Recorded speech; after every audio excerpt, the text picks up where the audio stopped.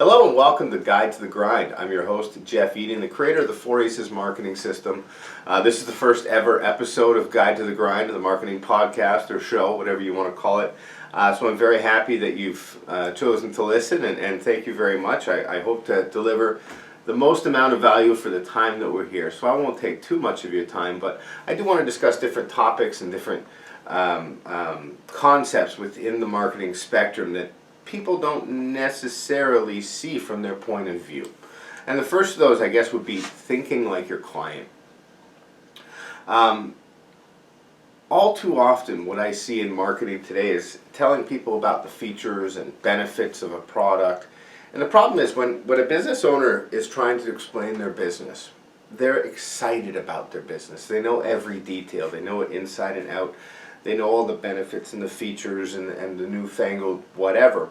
The problem is, nobody cares. And I don't mean that like nobody actually cares about you. What I mean is that people are too busy to care about what your product does or what's new about it. And so often, especially when you're a brand new business owner, network marketers are famous for this. You want to tell everything about your business to people. You're excited about it. You want to share everything. I remember when I used to be in network marketing, I had a day where I was so excited to tell everybody about my business. And I did tell everybody everything about my business. And I had very little success with that because people just don't care. They're busy living in what they're doing right now. And I think it's Joe Polish and Dean Jackson that say that rarely does a good idea interrupt you. So people don't really respond to that. What they do respond to, however, is a message that meets them where they're at. They're not being interrupted.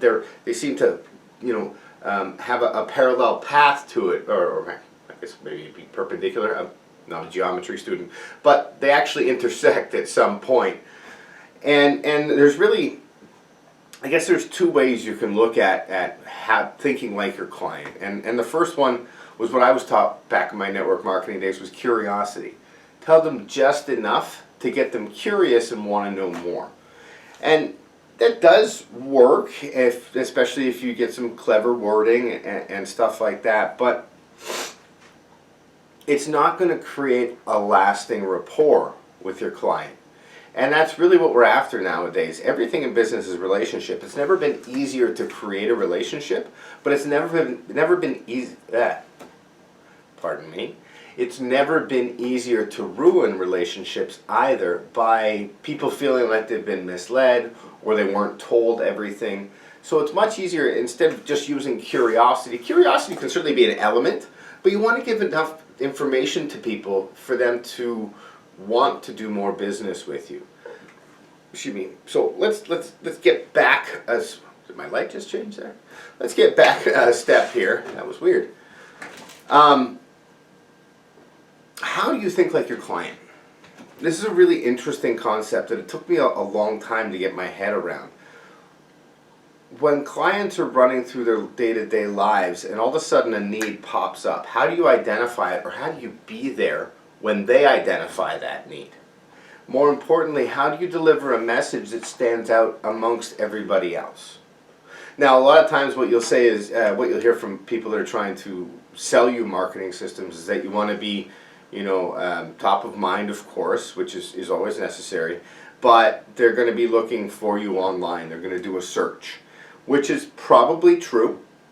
So you're going to want to have SEO settings, and you're going to want to have good Yelp reviews, and you're going to want to have any number of things that people sell you as parts of their marketing systems. But I challenge you, if you take a step back from thinking like that and actually think like your client, but hang on, how do I explain this? I guess it goes hand in hand with giving away the free information. Instead of just being there when your client is looking for you, you need to be there all along. So you need to start with something that catches their attention, that meets them where they're at. But they're not going to be ready to buy necessarily right then. Yes, you could get lucky and they could Google you and you could come up the top of of Google and they're ready to buy right now, and that's absolutely happening every day. I don't deny it. However, by building a tribe of clients who are coming to you for information on the topic that you're already providing, they won't go to the Google search when they actually need the thing that you sell. Does that make sense? Let me back that up. When you think of your favorite restaurant, do you Google your favorite restaurant? Of course not. You just go there, right? That's exactly the same concept. When everybody's trying to market nowadays, they're trying to let you know about their restaurant. But your favorite restaurant was just there when you were hungry. Zig Ziglar talks about the salesman or somebody wants to buy a drill. When somebody walks into a hardware store and they're buying a drill, a lot of times people are advertising the drill. But it's not about the drill. Why does a person buy a drill? Because they need a hole. And I challenge you to take it even a step deeper. Don't just think about them wanting a hole, but why do they need the hole? Are they hanging up a light fixture, a picture frame? Are they, I mean, they could be putting a hole in the ice to go ice fishing, for all I know. So identifying the reason behind why they need the hole helps you understand and think like your client. And that's all I'm talking about. It's not about telling them all of your features and all of your benefits. It's about being there well ahead of time, talking about priming them. That's what it's called, I believe, in hypnotism, is priming them to understand where to go when it's time to go there. When they're hungry, you are their favorite restaurant. And that's a big difference. You're not just trying to interrupt them anymore. You're actually delivering exactly what they want at the time they want, all way ahead of time, delivering a ton of value. So when it comes time for them to choose a service, you're already the one that they're thinking of. You become an expert in their minds by having them into your system like that. Now I understand, maybe I'm talking a little abstract here because I'm not talking about how you would get them in your system or how you get out in front of them with those good ideas.